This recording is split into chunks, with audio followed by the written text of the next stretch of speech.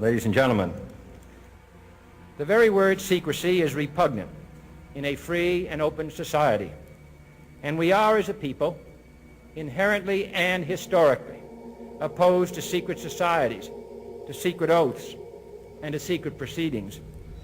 We decided long ago that the dangers of excessive and unwarranted concealment of pertinent facts far outweighed the dangers which are cited to justify it. Even today, there is little value in opposing the threat of a closed society by imitating its arbitrary restrictions. Even today, there is little value in ensuring the survival of our nation if our traditions do not survive with it. And there is very grave danger that an announced need for increased security will be seized upon by those anxious to expand its meaning to the very limits of official censorship and concealment. That I do not intend to permit to the extent that it's in my control. And no official of my administration, whether his rank is high or low, civilian or military, should interpret my words here tonight as an excuse to censor the news, to stifle dissent, to cover up our mistakes, or to withhold from the press and the public the facts they deserve to know. For we are opposed around the world by a monolithic and ruthless conspiracy that relies primarily on covert means for expanding its sphere of influence, on infiltration instead of invasion, on subversion instead of elections, on intimidation instead of free choice, on guerrillas by night instead of armies by day. It is a system which has conscripted vast human and material resources into the building of a tightly knit, highly efficient machine that combines military, diplomatic, intelligence, economic, scientific, and political operations. Its preparations are concealed, not published. Its mistakes are buried, not headlined. Its dissenters are silenced, not praised.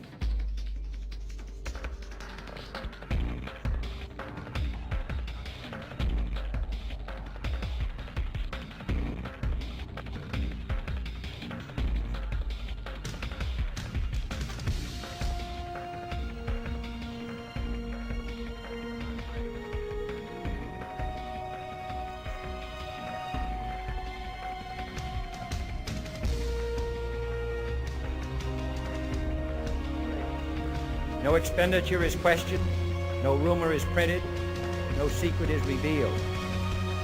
No president should fear public scrutiny of his program, for from that scrutiny comes understanding, and from that understanding comes support or opposition, and both are necessary. I am not asking your newspapers to support an administration, but I am asking your help in the tremendous task of informing and alerting the American people. For I have complete confidence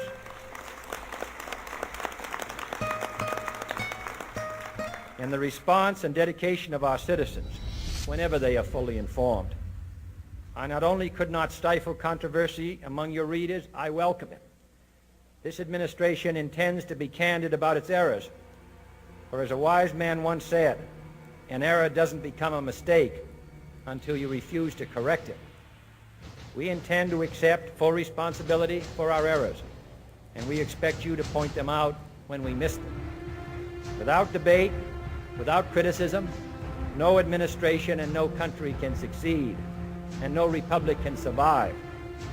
That is why the Athenian lawmaker Solon decreed it a crime for any citizen to shrink from controversy.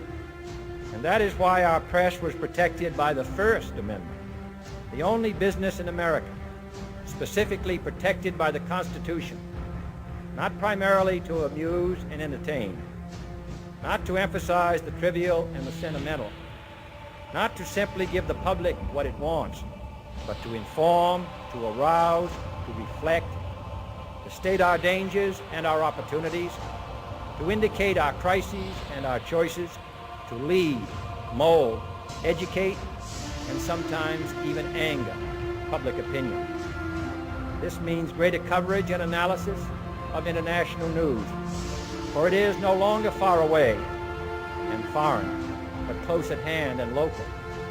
It means greater attention to improved understanding of the news, as well as improved transmission. And it means, finally, that government at all levels must meet its obligation to provide you with the fullest possible information outside the narrowest limits of national security. And so it is to the printing press, to the recorder of man's deeds, the keeper of his conscience, the courier of his news, that we look for strength and assistance, confident that with your help, man will be what he was born to be, free and independent.